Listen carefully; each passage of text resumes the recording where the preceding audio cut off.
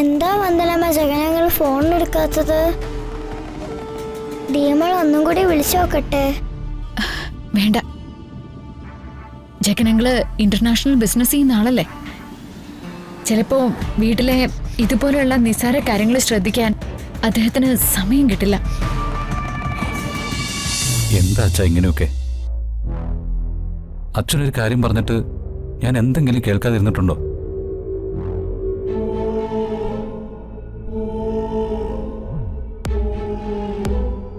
എന്തോ ചീഞ്ഞു നാറുന്നുണ്ടല്ലോ. ഉണ്ട്. ആ നാറ്റം എനിക്കും അടിക്കുന്നുണ്ട്. ജഗ, തെരഞ്ഞെടുപ്പിൽ നിന്നെ സ്ഥാനാർത്ഥിയാക്കണമെന്ന് ഞാൻ വിചാരിച്ചിട്ട് അത് നടന്നില്ല. നീ അതിൽ താല്പര്യവും പ്രകടിപ്പിച്ചില്ല. അതുപോട്ടെ, എനിക്ക് വയസ്സായി വരുന്നു. എല്ലായിടത്തും ഗ്രൂപ്പ് കളിയാ. എത്ര നാളിങ്ങനെ ഈ സ്ഥാനത്ത് തുറന്നു പോകാൻ പറ്റുമെന്നും എനിക്കറിയില്ല. ഒന്നും ആകാത്ത ഒരു മൂത്ത മോൻ കൂടിയുണ്ട് എനിക്ക്. അവനെ നമുക്കൊന്നു രക്ഷപ്പെടുത്തണം, ജിതേന്ദ്രനെ. അതിന് എനിക്ക് നിന്റെ സഹായം വേണം. ഇതൊക്കെ സത്യമാണോ അപ്പച്ചി?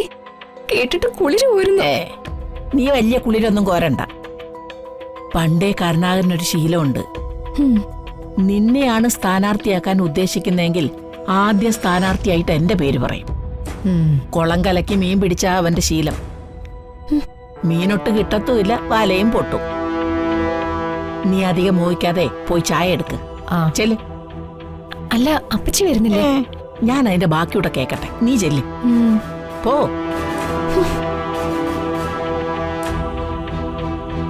ഇപ്പോ ഞാൻ എന്താ അച്ഛന് ചെയ്തു തരേണ്ടത്? മുതിർന്ന നേതാക്കന്മാരുടെ ഒരു അടിയന്തര മീറ്റിംഗ് നാളെ കൂടുന്നുണ്ട്. ചില യുവജന നേതാക്കന്മാരും അതിൽ പങ്കെടുക്കുന്നുണ്ട്. നീ അതിൽ പങ്കെടുക്കണം. പ്രധാന വികസന രേഖയുടെ ആശയങ്ങൾ നീ ചർച്ച ചെയ്യണം. അതിൻ്റെ ഫസ്റ്റ് ഡ്രാഫ്റ്റ് തയ്യാറാക്കുന്ന ചുമതല ഏറ്റെടുക്കുന്നതിനിടയിൽ നീ ഒരു ചെയർ, അത് ബോർഡോ കോർപ്പറേഷനോ എന്തോ ആയിക്കോട്ടെ, നമ്മുടെ ജിതേന്ദ്രന് വേണ്ടി ഒന്ന് പറഞ്ഞു വെക്കണം. അച്ഛാ, അത് മോനെ, ഈ കാര്യത്തിൽ എനിക്ക് നിന്നെ മാത്രമേ ആശ്രയിക്കാൻ പറ്റൂ. നിന്റെ ഏട്ടൻ്റെ കാര്യമായതുകൊണ്ട് നീ അത് ചെയ്യുമെന്ന് അച്ഛനുറപ്പാ. ഇന്ന് നീ അത് പറഞ്ഞാൽ അത് നടക്കും. കാര്യം, വികസന രേഖ ഇന്ന് രാത്രി മുഴുവൻ നീ ഉറക്കമൊഴിഞ്ഞിരുന്ന് തയ്യാറാക്കിയാലേ നാളെ അതവർക്ക് അംഗീകരിച്ച് മുന്നോട്ട് പോകാൻ പറ്റൂ. ഉദ്യോഗസ്ഥരെ ഈ ആസൂത്രണത്തിന്റെ പിന്നണിക്കാരാക്കാൻ തൽക്കാലം പാർട്ടി ഉദ്ദേശിക്കുന്നില്ല. ഇത് ഒറ്റ രാത്രി കൊണ്ട് പൂർത്തിയാക്കി കൊടുക്കാൻ ഇന്ന് കേരളത്തിൽ ചുരുക്കം ചിലരേ ഉള്ളൂ. അതിലൊന്നാ എന്റെ മകൻ ജഗൻ. അച്ഛാ, എനിക്ക് എന്റെ മോനെ, നമ്മളിത് ചെയ്യുന്നു. അവൻ ജിതേന്ദ്രനും കൂടെ ഉണ്ടാവും.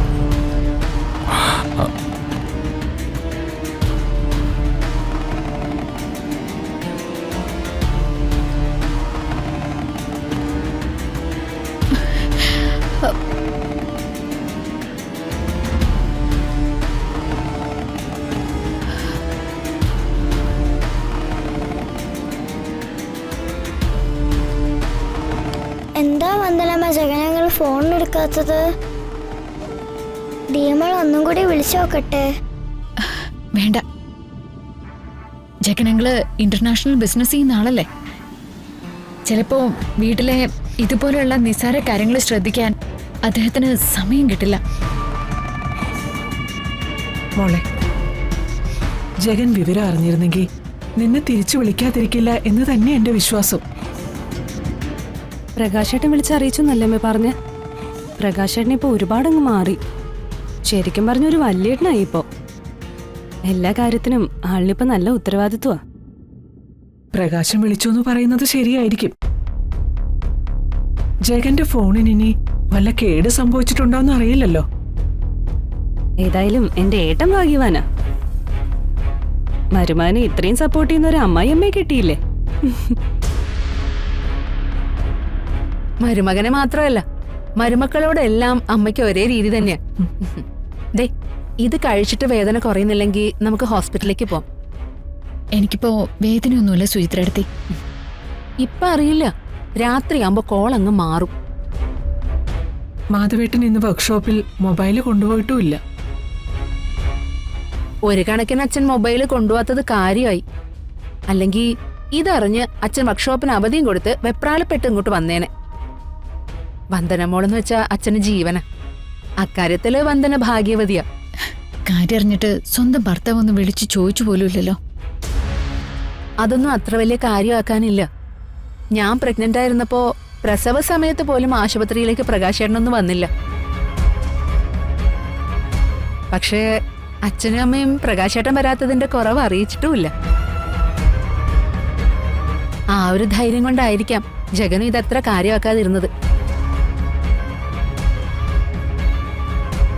ഒരാള് വീണെന്ന് കേട്ടപ്പോ ഹരിതയാണോ വന്ദനേച്ചിയാണോ എന്ന് ഉള്ളിലൊരു അങ്കലാപ്പുണ്ടായിരുന്നു. ഞാനാണ് വീണെന്നറിഞ്ഞപ്പോ എന്റെ അനുജന്റെ ഉള്ളിലെ അങ്കലാപ്പ് മാറിക്കാണൂല്ലേ? അയ്യോ, അങ്ങനെയല്ല വന്ദനേച്ചിയാണ് ഉദ്ദേശിച്ചത്. വന്ദനേച്ചി ഹരിത എനിക്ക് ഒരുപോലെയല്ലേ. ഈ മനോജിന്റെ ഒരു കാര്യം എന്തൊക്കെ വൃത്തികേടായി വിളിച്ച് പറയുന്നേ. എനിക്ക് വേണ്ടിട്ടാ വന്ദനേച്ചി കുളിമുറിയിൽ പോയതും വീണതും ഒക്കെ. കുളിമുറിയിലെ എണ്ണയോ കുഴമ്പോ എന്തൊക്കെ വീണ് കിടക്കുന്നു. അത് വന്ദനേച്ചിയുടെ അശ്രദ്ധ കൊണ്ടാ സംഭവിച്ചതെന്നാണല്ലോ പ്രകാശേട്ടൻ പറഞ്ഞത്. ഇപ്പോ എങ്ങനെയുണ്ട് ഹരിത നിന്റെ വല്യേട്ടൻ? മനോജെ, നിന്റെ ഭാര്യ ഹരിത മാത്രമല്ല അമ്മയാകാൻ പോകുന്നത്, വന്ദനെ അമ്മയാകാൻ പോകുന്നവളാ. ഒരു ഭർത്താവ് ഉദ്യോഗസ്ഥൻ വന്നിരിക്കുന്നു. സോറി അമ്മേ, ഞാൻ ഉദ്ദേശിച്ചത്. അല്ലെങ്കിൽ ഈ മനോജങ്ങൾ ഇങ്ങനെ തന്നെയാ, എന്തെങ്കിലുമൊക്കെ മണ്ടത്തരം വിളിച്ച് പറഞ്ഞോണ്ടേയിരിക്കും. മണ്ടൻ. എടി കാന്താരി, നിന്നെ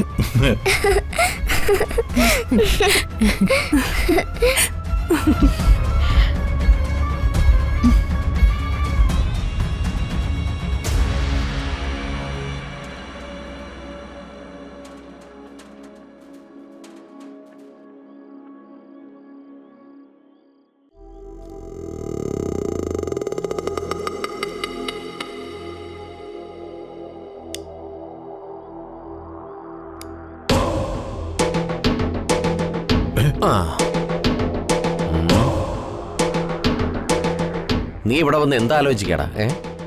ഓരോ കാര്യങ്ങൾ ഇങ്ങനെ ആലോചിക്കുമായിരുന്നു. വന്ദനേച്ചി ഹരിത എന്തൊക്കെയാ പറഞ്ഞിട്ടുള്ളതെന്നറിയോ? എന്നിട്ടിപ്പോ പാവം വന്ദനേച്ചിയാ ഹരിതയുടെ കാര്യങ്ങളൊക്കെ നോക്കുന്നത്. ഹരിതയുടെ എന്ത് കാര്യങ്ങളാടാ വന്ദന നോക്കുന്നത്?